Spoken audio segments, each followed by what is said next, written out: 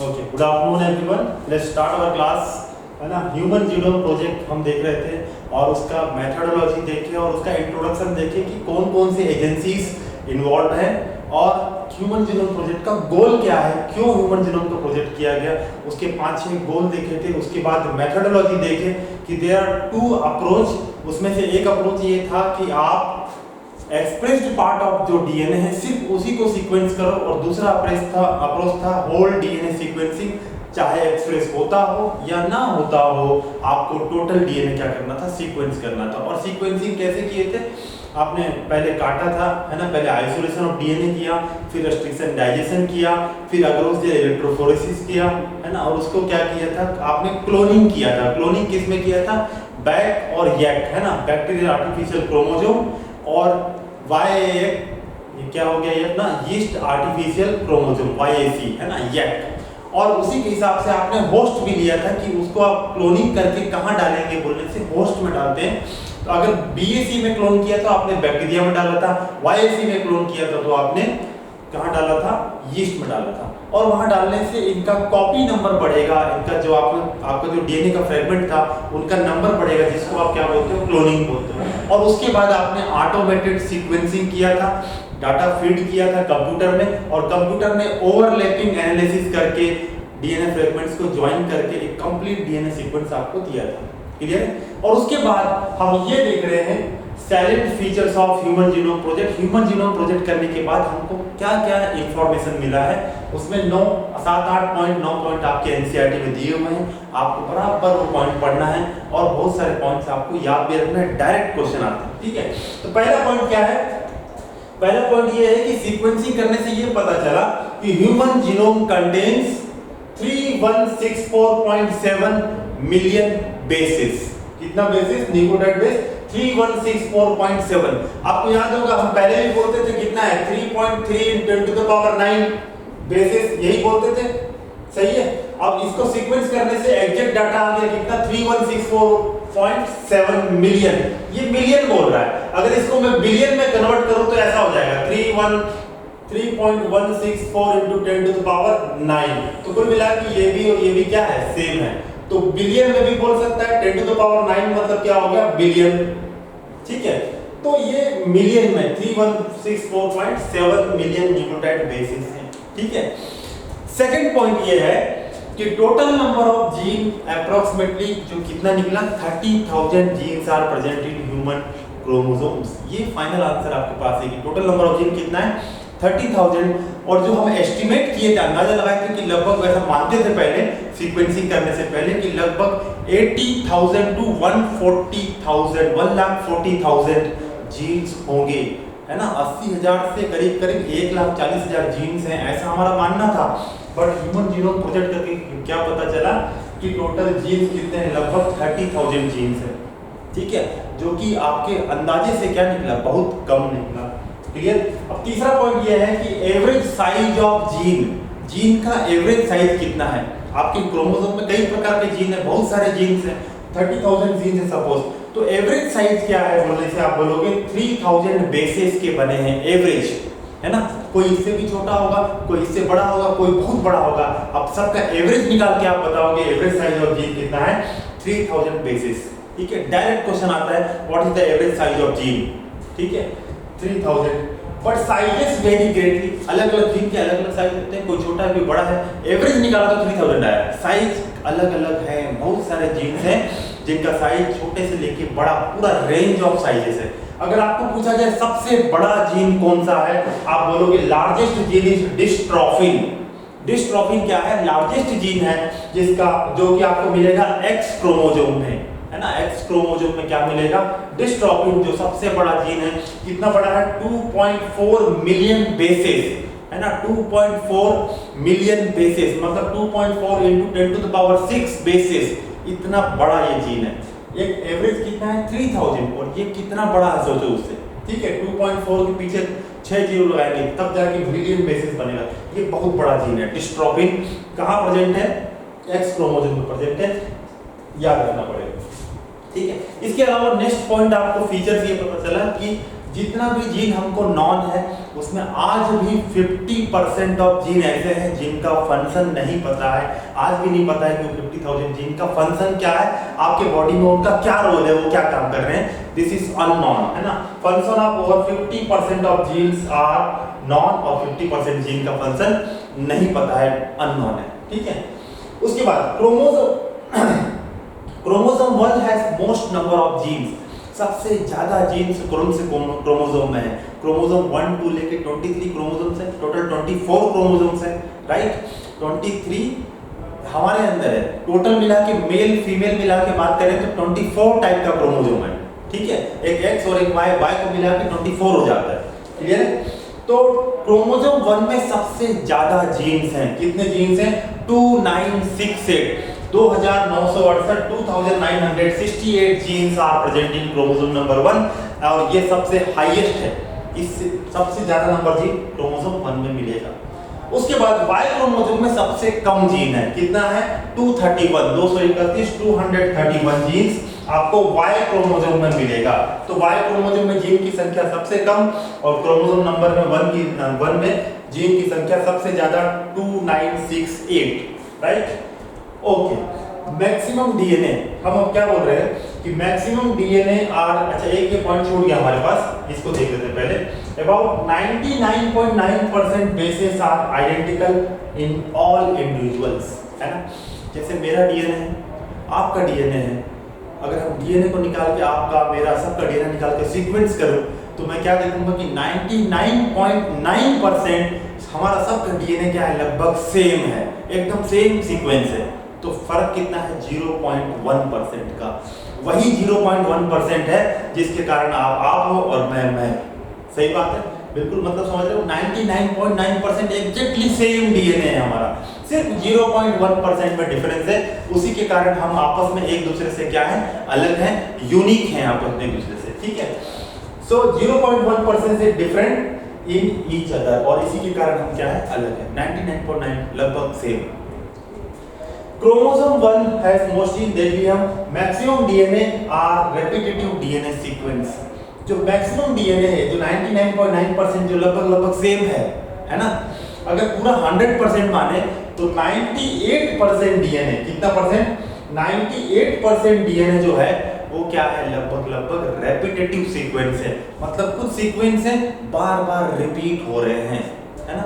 मान लो 10 base pair का sequence है ए टी जी सी सी, ये सीक्वेंस बार-बार रिपीट हो रहा है बिना मतलब के, कोई काम नहीं है, रिपीट हो रहा है ना। ऐसे सीक्वेंस को आप क्या बोलते हो, रेपिटेटिव सीक्वेंस बोलते हो और इसका कोई कोडिंग फंक्शन नहीं होता है, इनका कोई कोडिंग फंक्शन नहीं होता है। तो आपको पूछेगा what is the percentage of DNA which codes for protein, जो कोड करते हैं, कितना परसेंट बचा, ये 98 है अगर नॉन कोडिंग, तो बचा कितना, 2% of the genome codes for the protein, क्या रखूंगा, ठीक है। तो इनका नो कोडिंग फंक्शन, तो इनका क्या रोल है, इनका रोल ये है, ये प्रकाश डालते हैं किस पे, दे शेड लाइट ऑन क्रोमोसोम का स्ट्रक्चर, फिर क्रोमोसोम का डायनेमिक्स। आप देखे होंगे डीएनए से क्रोमेटिन, क्रोमेटिन से क्रोमोसोम, है ना, यूक्रोमेटिन हेटेरोक्रोमेटिन अलग अलग स्ट्रक्चर बनते रहता है। और डायनेमिक्स आपस में कभी यूक्रोमेटिन हेटेरोक्रोमेटिन बन रहा है, हेटेरोक्रोमेटिन से यूक्रोमेटिन, यूक्रोमेटिन से हेटेरोक्रोमेटिन, फिर आगे सेल साइकिल पढ़ते हैं तो वहाँ पे क्रोमोसोम बन जाता है। ये जो डायनेमिक्स है, जो चेंज हो रहा है स्ट्रक्चर, उस पे इनका रोल है ना। इसके अलावा इवोल्यूशन पे, है ना, इसके जस्ट बाद हम चैप्टर स्टार्ट करने वाले हैं इवोल्यूशन पे भी इनका बहुत बड़ा रोल है ना। मैक्सिमम चेंजेस जो होता है वो कहाँ है, नॉन रिपीटेटिव सीक्वेंस में। तो कुल मिला के ये नॉन कोडिंग है, काम नहीं है प्रोटीन में, but they have importance in chromosome structure, dynamics and evolution, इसलिए हमारे बॉडी में आज भी ये हैं। क्लियर है बात, done. Last point, there are about 1.4 million bases, है ना, 1.4 मिलियन लोकेशंस, जहां पे क्या है बेटा, सिर्फ सिंगल न्यूक्लियोटाइड का फर्क है बस, है ना। क्या लिखे, there are about 1.4 million locations where only single basis is different. Single basis क्या होते हैं, डिफरेंट होते हैं। ऐसे मतलब समझो कि पूरा सीक्वेंस आपका और मेरा पूरा सीक्वेंस क्या चल रहा है, सेम चल रहा है। फिर एक जगह मिला जहां आपके में ए था और मेरे में जी था, फिर सेम चल रहा है, आपके में जी था, मेरे में ए था। तो ऐसे 1.4 मिलियन लोकेशन मिले जहां सब कुछ सेम चल रहा है, बस एक ठो बेस क्या हुआ है, आपस में हम दूसरों में अलग अलग है। ऐसे लोकेशन कहाँ मिले आपको? 1.4 मिलियन लोकेशंस पे मिले आपको, ठीक है अभी, ठीक है। और इसको आप क्या बोल रहे हो? सिंगल न्यूक्लियोटाइड पॉलीमॉर्फिज्म, है ना। सिंगल न्यूक्लियोटाइड, एक न्यूक्लियोटाइड बस फर्क है, उसके कारण हम आपस में एक दूसरे से क्या है, अलग अलग है। कितने लोकेशन पे? 1.4 मिलियन लोकेशन पे डिफरेंस है, इसीलिए हम इसको बोले पॉलीमॉर्फिज्म। मॉर्फिज्म मतलब दिखना, पॉली मतलब बहुत सारे रूप हैं, किसके? सिंगल न्यूक्लियोटाइड के 1.4 मिलियन लोकेशन पे। तो SNP आपको शॉर्टकट और एक्सपेंड करके दोनों याद रखना है। SNP मतलब सिंगल न्यूक्लियोटाइड पॉलीमॉर्फिज्म, ठीक है। So these are the 6 total 8 points जो आपको एनसीईआरटी में दिए हुए हैं, इसको आपको देखना है। 98% नॉन कोडिंग है और 2% सिर्फ क्या है, कोडिंग सीक्वेंस है, विच कोड्स फॉर प्रोटीन। जीन्स कितने हैं? टोटल 30,000 जीन्स मिले आपको, जबकि आपका मानना क्या था इससे पहले, जब ये स्टार्ट हुआ था ओरिजिनल प्रोजेक्ट, उससे पहले हम अंदाजा मारते थे कि लगभग 80,000 जीन है, 1.5 लाख जीन है, 1,40,000। एनसीईआरटी बराबर ये दिया है 80,000 से लेके 1,40,000 के बीच में मानते थे, लेकिन निकला कितना? 30,000। सबसे बड़ा जीन कौन सा है? डिस्ट्रोफिन, है ना। कौन से क्रोमोसोम में है? एक्स क्रोमोसोम में है। उसके बाद 50% ऑफ द जीन्स का फंक्शन पता है, 50% ऑफ जीन का फंक्शन आज भी नहीं पता है। 98% नॉन कोडिंग है, रिपीटेटिव सीक्वेंस है, 2% कोडिंग है। सबसे ज्यादा जीन्स किस में मिलेंगे? क्रोमोसोम 1 में मिलेंगे 2968, एंड सबसे कम वाई क्रोमोसोम में 231। क्लास में बैठे बैठे याद हो जाना चाहिए आपको, ठीक है। लगभग आपको 50% याद हो गया होगा। 10 मिनट आप अपने एनसीईआरटी के ऊपर दोबारा रीड करते हो तो बाकी 50% भी आपको याद हो जाएगा, ठीक है। सैटरडे को टेस्ट में इधर से क्वेश्चन आएगा एक बार, क्लियर है। चलो इसको आप 1 मिनट देखिए, फिर हम स्टार्ट कर रहे हैं डीएनए फिंगर प्रिंटिंग, है ना। सबसे अच्छा टॉपिक है, इसको स्टार्ट करते हैं। चलिए देखिए इसको।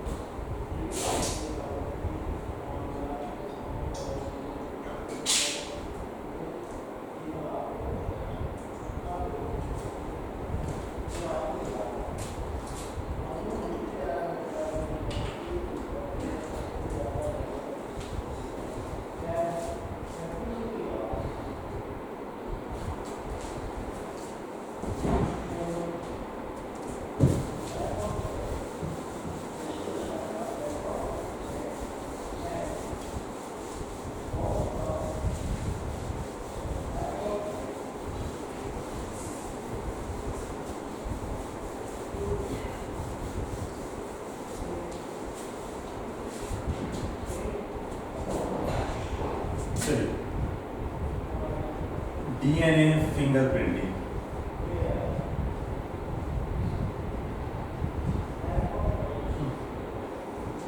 पहले क्या देख रहे हैं बेटा, अपन कॉन्सेप्ट देख रहे हैं। डीएनए फिंगरप्रिंटिंग कैसे बना, किस पे डीएनए फिंगरप्रिंटिंग बेस्ड है, कौन सा मैकेनिज्म है, कौन सा आइडिया है जिसके ऊपर डीएनए फिंगरप्रिंटिंग बना हुआ है, कॉन्सेप्ट देख रहे हैं, है ना। किसने दिया था बेटा? एलेक्स जेफरी बोल के एक साइंटिस्ट थे, उन्होंने दिया था क्या?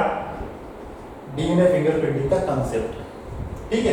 इन्होंने क्या किया बेटा, इन्होंने ये आपका सेल मान लो, इसमें ये न्यूक्लियस, इसके अंदर डीएनए है, डीएनए आइसोलेशन किया, डीएनए आइसोलेशन, डीएनए बाहर निकाल के इसको इन्होंने एक ट्यूब में लिया, जिसमें क्या डाला, सीजियम क्लोराइड, क्या डाल दिया इसमें, सीजियम क्लोराइड, CaCl, है ना, आप पहले भी पढ़े थे, caesium chloride density gradient centrifugation, है ना, तो caesium chloride density gradient centrifugation, ये इन्होंने किया।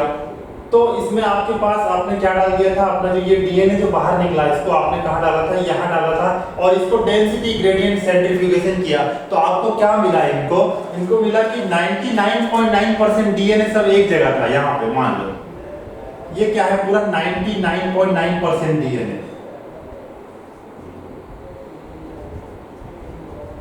और इसके ऊपर में इनको हल्का सा डीएनए मिला जो थोड़ा अलग डेंसिटी का था, वो यहाँ है, मान लो ये, ठीक है। ये क्या है, ये अगर 99.9 है तो ये बचा हुआ कितना हो गया आपके लिए, 0.1% ऑफ डीएनए, 0.1% ऑफ डीएनए। और इस 0.1% ऑफ डीएनए को इन्होंने क्या बोला, दिस इज सैटेलाइट डीएनए। ये क्या है, सैटेलाइट डीएनए है,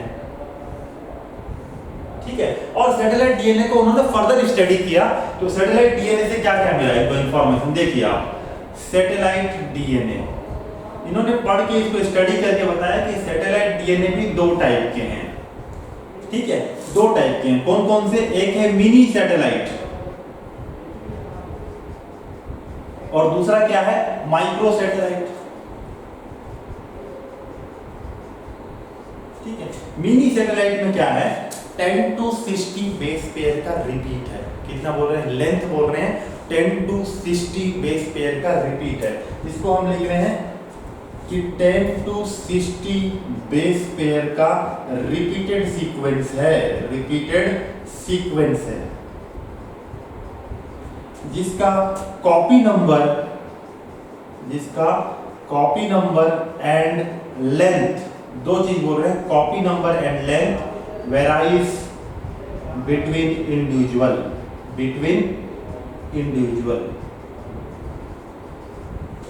ठीक है। between individual क्या मतलब है इसका, समझते हैं पहले। देखो 10 से 60 बेस पेयर का रिपीट है ना।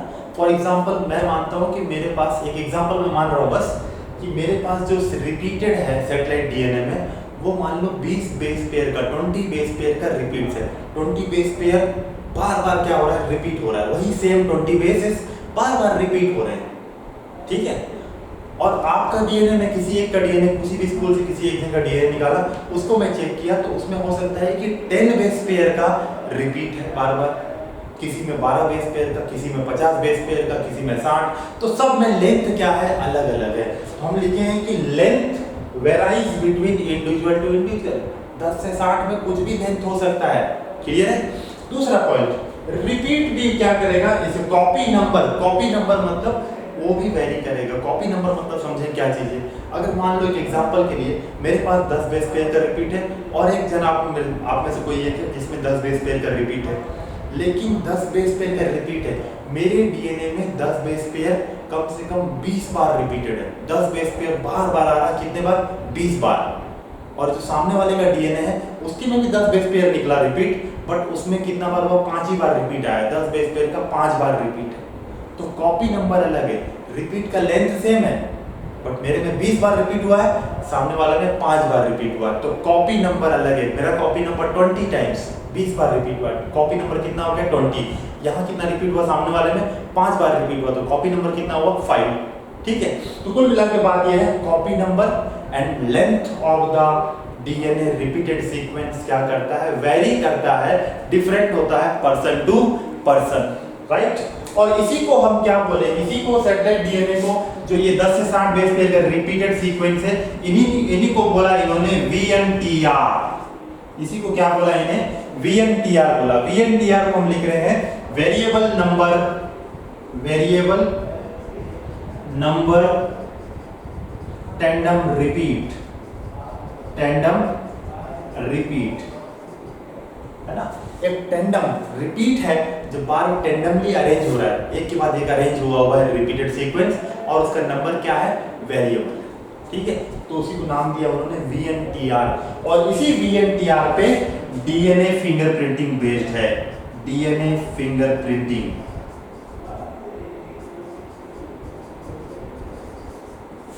इसी VNTR पे क्या बेस्ड है, डीएनए फिंगरप्रिंटिंग का टेक्निक बना हुआ है। क्या VNTR मेरे में अलग होगा, आपके में होगा, एवरीबॉडी इज डिफरेंट, है ना, सबके में क्या है, अलग अलग, किसी में लेंथ अलग है, किसी में रिपीटेड सीक्वेंस अलग है, किसी में नंबर ऑफ कॉपी नंबर अलग है, तो सब में क्या है, we are everybody different from each other, ठीक है, सब आपस में क्या है, लगभग डिफरेंट है। हो सकता है मेरा जो ब्रदर है उसका लगभग मेरे से ज्यादा मैच करेगा, है ना, मेरे सिस्टर का मेरे से ज्यादा मैच करेगा, आपस में भाई बहन का फैमिली में थोड़ा ज्यादा मैच करेगा।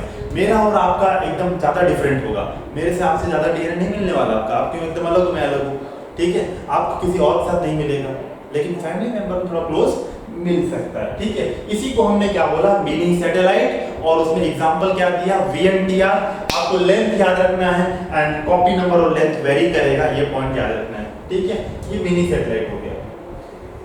दूसरा क्या बोले, माइक्रो सैटेलाइट। माइक्रो सैटेलाइट में बोले देखो, मिनी मतलब, मिनी और माइक्रो में कौन बड़ा है, आप क्या बोलोगे, मिनी बड़ा है, माइक्रो छोटा है, फिजिक्स में होता है 10 to the power 3, 10 to the power 6, -3, -6, है ना, तो मिनी 10 टू द पावर -3 ये -6 में होता है, तो मिनी मतलब थोड़ा बड़ा है, ये माइक्रो से। तो यहाँ पे जो रिपीट है बेटा 1 to 8 बेस पेयर का रिपीटेड सीक्वेंस है, यहाँ पे जो लेंथ है वो कितना है, 1 to 8 बेस पेयर का रिपीटेड सीक्वेंस है। फर्दर यहाँ पे भी सेम चीज होगा, लेंथ एंड कॉपी नंबर क्या होगा, अलग अलग होगा, कॉपी नंबर वेराइज, वेराइज मतलब सब में क्या होगा, अलग अलग होगा, बिटवीन इंडिविजुअल टू इंडिविजुअल, ठीक है, डन। और इसको इन्होंने जैसे इनको VNTR बोला था, इसको बोले STR, है ना, STR क्या बोल रहे हैं, short tandem repeat, short tandem repeat, short tandem repeat, STR 1 to 8 length micro satellite, है ना। इतना अगर डिटेल आपको याद है तो ये आपका हो गया mini satellite 10 to 60 base pair, VNTR, copy number, length very करता है इंडिविजुअल टू इंडिविजुअल, इसी कारण हम आपस में क्या है, पॉलीमॉर्फिज्म है, हम आपस में एक दूसरे से बिल्कुल डिफरेंट है, क्लियर है। डीएनए में ये इसी को टेक्निक बना के, इसी को आधार बना के टेक्निक बनाया गया डीएनए फिंगरप्रिंटिंग। और डीएनए फिंगरप्रिंटिंग कैसे करेंगे उसको अब देखेंगे, स्टेप्स इन डीएनए फिंगरप्रिंटिंग, ठीक है। अब हम देख रहे हैं steps in DNA fingerprinting, steps in DNA fingerprint.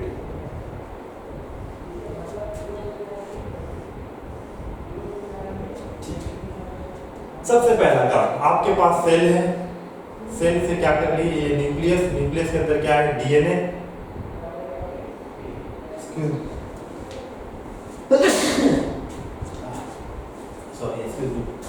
ठीक है। So you have a cell, और सेल के अंदर न्यूक्लियस है, न्यूक्लियस से आप क्या निकालोगे, डीएनए निकालोगे। तो पहला पॉइंट क्या है, isolate DNA, isolate DNA. DNA क्या कर लिए, आइसोलेट कर लिए। ये डीएनए आपका कहाँ आ गया, मान लो ये डीएनए बड़ा सा क्रोमेटिन जैसा स्ट्रक्चर, ये डीएनए आपका कहाँ आ गया, बाहर आ गया आपके पास, क्लियर है। इसको आप क्या करोगे, इसको आप रेस्ट्रिक्शन डाइजेशन करोगे। ये सब मैं आपको डिटेल में पढ़ा चुका हूँ, रेस्ट्रिक्शन डाइजेशन क्या है क्या नहीं है ना, कल इसलिए पढ़ाए थे ताकि आज आप काम जब पढ़ें लिखें तो डायरेक्ट समझ जाओ, ठीक है। तो इसको आपने रेस्ट्रिक्शन डाइजेशन किया, रेस्ट्रिक्शन डाइजेशन किया। फिर से बोल देता हूँ, रेस्ट्रिक्शन एंजाइम्स होते हैं जो स्पेसिफिक लोकेशन में डीएनए के अंदर जाके कट करते हैं। तो आपने रेस्ट्रिक्शन एंजाइम डाला, एक ट्यूब है, मान लो ये ट्यूब है, इस ट्यूब में आपका ये डीएनए है, इस डीएनए में आपने रेस्ट्रिक्शन एंजाइम डाला और क्या किया, रिएक्शन होने दिया। तो ये रेस्ट्रिक्शन एंजाइम को जहां जहां इनका स्पेसिफिक जगह मिलेगा वहां वहां ये क्या कर देंगे, कट कर देंगे। और कट करने से आपको कई डीएनए के टुकड़े मिल जाएंगे इस प्रकार से, कोई छोटा, कोई बड़ा, कोई मीडियम, कई अलग अलग साइज के डीएनए आपको टुकड़े यहाँ पे मिल जाएंगे, ठीक है। आपको पता है ना डाइजेशन छोटा बड़ा क्यों आ रहा है, कितना कहाँ पे लोकेशन है, उसका कट होगा, उसके हिसाब से छोटा बड़ा टेस्ट करके आएंगे डीएनए आएंगे। इसको आपको क्या करना है, ये आपको स्टेप नंबर हो गया 2। स्टेप नंबर 3, स्टेप 3 में आप क्या करोगे, इन डीएनए के फ्रेगमेंट को सेपरेट करोगे। इसमें आप बोले कि सर छोटा वाला भी है, मीडियम वाला भी है, बड़ा वाला भी है, कुछ उससे भी बड़े हैं, अलग अलग प्रकार के छोटे छोटे साइज डीएनए बहुत सारे मिल गए हैं। इन फ्रेगमेंट्स को हम क्या करेंगे, सेपरेट करेंगे बेस्ड ऑन द साइज। और सेपरेशन करने के लिए आपको टेक्निक पढ़ाया था मैं, एग्रोस जेल इलेक्ट्रोफोरेसिस। ठीक है, तो आप क्या करोगे स्टेप नंबर 3 में, agarose gel electrophoresis, agarose gel electrophoresis. ठीक है, तो ये आपका जेल आ गया, थोड़ा बड़ा बना लेते हैं आपको दिखे। ये आपका जेल हो गया। इस जेल में ये वेल्स हैं जहां आपने अपना क्या किया, इस डीएनए को पकड़ा, ये ट्यूब में था लिक्विड को पकड़ा और यहाँ पे डाल दिया, और डाल के यहाँ पे आपने क्या लगाया, नेगेटिव चार्ज करंट लगाया, इलेक्ट्रोड लगाया, और इस साइड क्या लगाया था, पॉजिटिव इलेक्ट्रोड लगाया था। इधर पॉजिटिव क्यों लगाया, क्योंकि डीएनए नेगेटिव चार्ज है, डीएनए नेगेटिव से किधर की ओर जाएगा, पॉजिटिव की ओर जाएगा। तो डीएनए आप यहाँ डालोगे, सैंपल को इसको यहाँ डालोगे, तो ये धीरे धीरे जब आप करंट दोगे तो करंट के प्रेजेंस में यहाँ आ जाएंगे, आगे की ओर जाएंगे, किधर, पॉजिटिव इलेक्ट्रोड की तरफ जाएंगे। बिल्कुल सही है। ठीक है, फिर आप बोले थे कि छोटा वाला आगे आएगा, उससे थोड़ा बड़ा उससे पीछे, ऐसे करके सबसे बड़ा सबसे पीछे रहेगा, ऐसे करके डीएनए क्या हो जाएंगे, सेपरेट हो जाएंगे। राइट है एकदम, बिल्कुल। उसके बाद आप बोल रहे थे कि सर इसमें जेल को लेके इधर उधर काम करने से जेल टूट जा रहा था, जेल फ्रेजाइल है, टूट जाता है, तो इसको आप क्या करोगे, मेम्ब्रेन में ट्रांसफर कर लोगे। तो फोर्थ स्टेप क्या हो जाएगा, ट्रांसफर, स्टेप 4। ठीक है, इसको बोलेंगे साउदर्न ब्लॉटिंग। डीएनए ट्रांसफर कर रहे हैं तो क्या बोले थे, साउदर्न ब्लॉटिंग बोले थे। तो ब्लॉटिंग करोगे, साउदर्न ब्लॉटिंग ट्रांसफर करोगे किसमें, नाइट्रोसेलुलोज मेम्ब्रेन या फिर नायलॉन की मेम्ब्रेन में ट्रांसफर करेंगे। तो आपने जेल का साइज नापा था, इसका उतना ही बड़ा नाइट्रोसेलुलोज मेम्ब्रेन लिया और इसके ऊपर प्रेस किया, तो आपका डीएनए यहाँ आ गया। इस प्रोसेस को क्या बोले, साउदर्न ब्लॉटिंग। तो साउदर्न ब्लॉटिंग करने से ये आपके पास ये आ गया आपका ब्लॉटिंग पेपर। ये नाइट्रोसेलुलोज मेम्ब्रेन है, इसको हम लेबल कर लेते हैं, नाइट्रोसेलुलोज मेम्ब्रेन या फिर नायलॉन मेम्ब्रेन। ठीक है, तो कुल मिला के साउदर्न ब्लॉटिंग करने से जो आपके डीएनए थे वो यहां आ गए।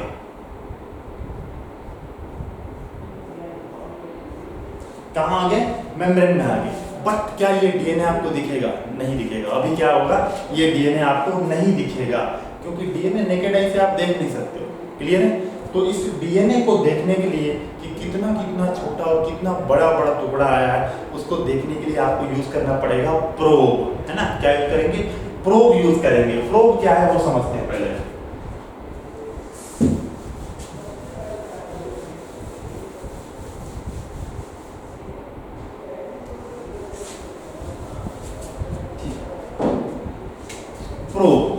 प्रोब में भी अपन क्या देख रहे हैं बेटा, VNTR प्रोब्स देख रहे हैं, VNTR प्रोब्स। प्रोब्स क्या होता है बेटा, it is a labelled, it is a radio active labelled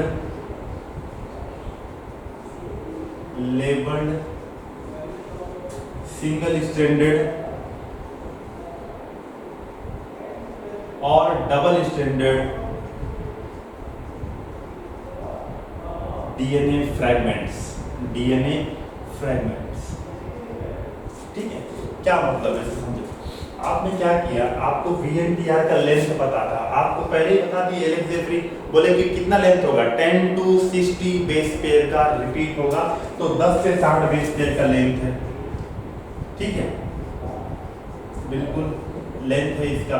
तो आपने क्या किया, आपने 10 से 60 बेस पेयर का जितना कॉम्बिनेशन हो सकता है अलग अलग तरीके से अरेंज करके, कोई 10 लेंथ का, कोई 60 लेंथ का, कोई 50 लेंथ का, और अलग अलग ATGC इधर उधर करके जितना रैंडम पॉसिबिलिटी है, प्रोबेबिलिटी आप पढ़े होंगे, आप जैसे सिक्का उछालते हैं हेड या टेल 1/2, या हेड आने का चांस 1/2, टेल आने का, तो वैसे ATGC 10 बेस पेयर का लेंथ में कितने बार अलग अलग तरीके, ऐसे जितने पॉसिबिलिटीज हैं वैसे डीएनए आर्टिफिशियली बनवा लिया, कंपनी को दिया। आजकल डीएनए बन जाता है ना, आजकल डीएनए आर्टिफिशियली बना लेते हैं हम लैब में। तो आपने कंपनी को बोला कि 10 से 60 बेस पेयर का लेंथ का जितना कॉम्बिनेशन हो सकता है वैसा डीएनए बना के दे दो, और उसमें क्या करो, रेडियो एक्टिव लेबल्ड कर देना। जो डीएनए बना रहे हैं उसको क्या कर देना, रेडियो एक्टिव लेबल्ड कर देना।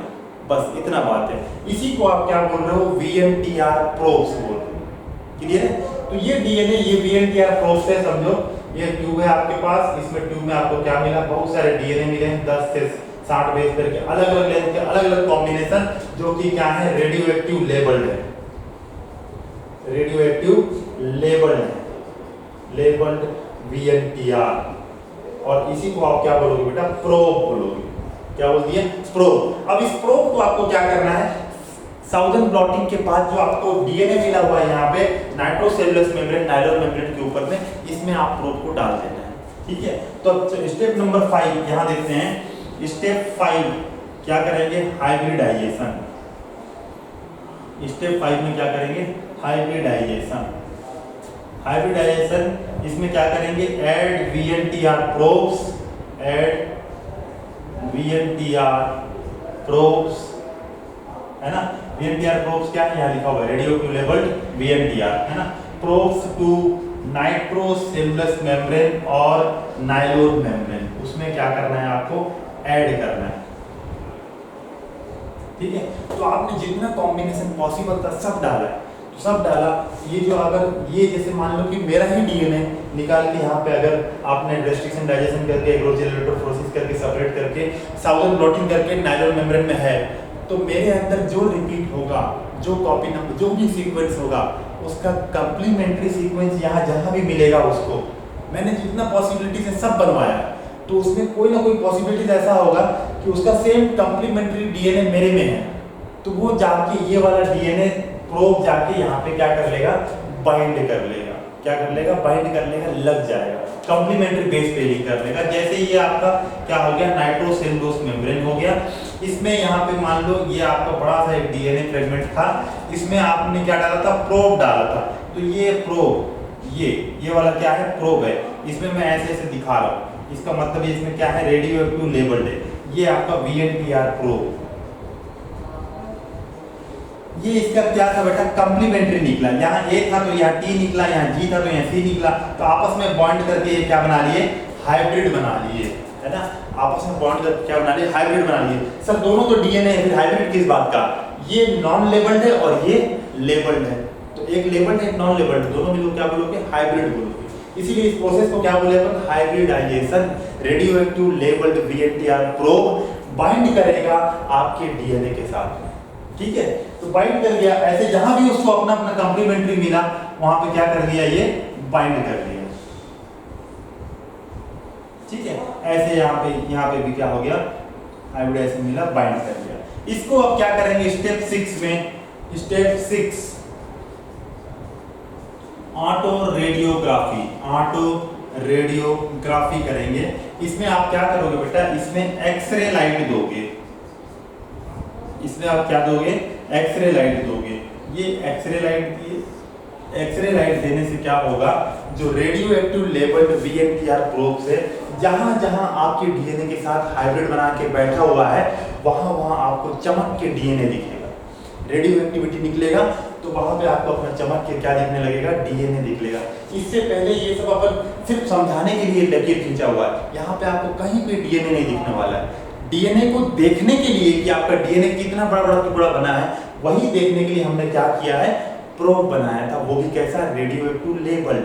अब ये प्रोब जहां जहां बाइंड हुआ है वहां वहां आपको जब एक्सरे दोगे, इस टेक्निक को बोलते हैं ऑटो रेडियोग्राफी। एक्सरे मतलब रेडिएशन से है, तो रेडियोग्राफी, ऑटो रेडियोग्राफी। ठीक है, जब आप एक्सरे लाइट दिया तो आपका जहां भी आपका डीएनए के साथ में ये VNTR प्रोब जुड़ा हुआ है वहां वहां चमकेगा, और आपको समझ में आ जाएगा कि आपका डीएनए बड़ा वाला कि कितना कितना टुकड़ा बना है, बड़ा वाला है, ये वाला है, ऐसे करके आपको क्या मिल जाएगा, पैटर्न मिल जाएगा डीएनए का। ठीक है, ये आपका क्या हो गया, डीएनए फिंगरप्रिंटिंग का स्टेप्स हो गया कि डीएनए फिंगरप्रिंटिंग परफॉर्म कैसे करते हैं। जब साइंटिस्ट डीएनए फिंगरप्रिंटिंग करते हैं तो क्या क्या स्टेप्स करते हैं, रिपीट कर लेते हैं एक बार। सबसे पहला आपने क्या करना है, आइसोलेशन ऑफ डीएनए करना है। डीएनए बाहर निकाला, डीएनए को क्या करना है, रेस्ट्रिक्शन डाइजेशन करना है, रेस्ट्रिक्शन एंडोन्यूक्लियस एंजाइम से उसको क्लीव करना है, कट करना है। कट करने से आपको कई प्रकार के अलग अलग साइज के फ्रेगमेंट्स मिले।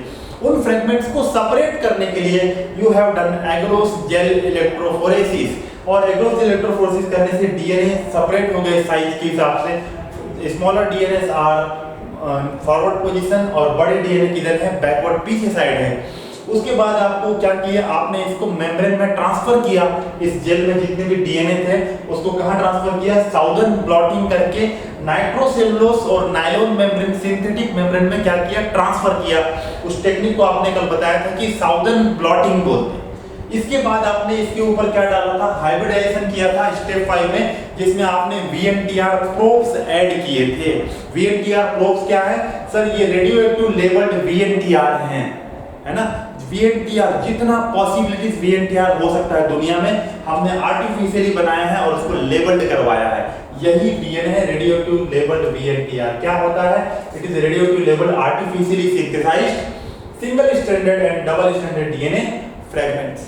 इसको आपने ऐड किया तो जहां जहां आपका डीएनए के साथ इसका मैचिंग मिलेगा वहां वहां ये बाइंड हो जाएगा, ठीक है। तो यहाँ पे आपका इसका मैचिंग मिल गया, तो ये मैच किया तो क्या कर लिया, बाइंड कर लिया, और क्या बना, हाइब्रिड बना। इसीलिए इस स्टेप को हम क्या बोले, hybridisation, addition of VNTR probes to NCM and nylon membrane, done. और उसके बाद लास्ट स्टेप आप क्या करोगे, आपको देखना है कि आपका डीएनए कहाँ पे है। तो देखने के लिए आपने क्या किया, एक्सरे लाइट दिया। In the presence of X-ray this radioactive probes क्या करेंगे, लाइट एमिट करेंगे, और आपका डीएनए जहां पे भी होगा वो आपको चमक के दिखेगा। तो ये आपका ओरिजिनल डीएनए था, किसके कारण दिख रहा है, वीएनटीआर प्रोब के कारण दिख रहा है। क्लियर है बात एकदम, done. So this is the step of DNA fingerprint. Clear है, चलो इसके बाद हम क्या देख रहे हैं, इसका एप्लीकेशन समझ रहे हैं कि सर ये करना क्यों है, इतना स्टेप्स करना क्यों, इससे क्या फायदा होगा, ठीक है। तो आपको पीछे लास्ट पेज में एनसीईआरटी में बराबर एक डायग्राम दिया हुआ है, जिसमें 3 टाइप के क्रोमोसोम लिए हैं, क्रोमोसोम 3, 16, 15 कुछ नंबर एक क्रोमोसोम का लिया हुआ है, और उसमें आपको 3 चीज दिखाया है। चलो देखते हैं।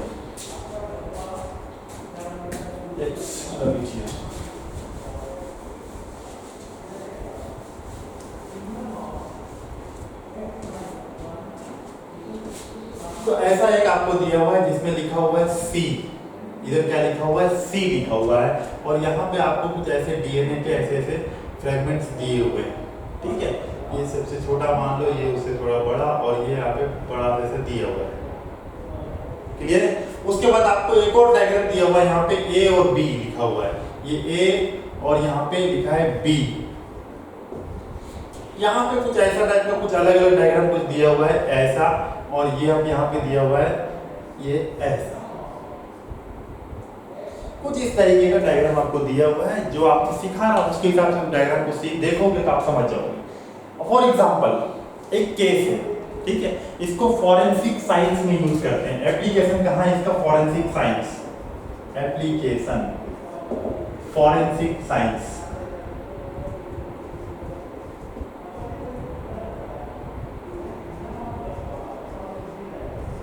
क्रिमिनल केसेस सॉल्व करने में, क्रिमिनल केसेस सॉल्व करने में, है ना।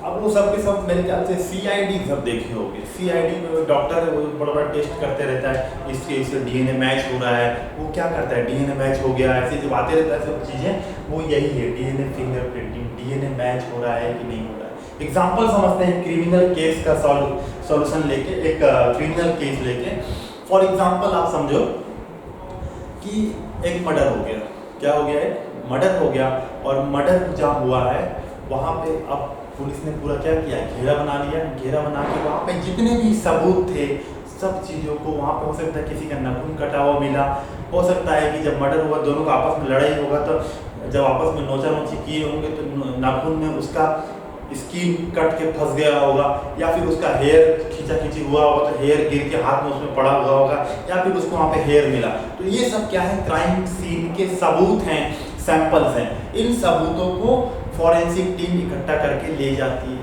कहीं ग्लास में भी देखते होंगे आप, ऐसे निशान है क्या, फिंगरप्रिंट देखते हैं, है ना। तो ये सब चीज़ों को सबूत के रूप में कौन ले जाता है, फॉरेंसिक टीम, सीआईडी का टीम ले गया, क्लियर।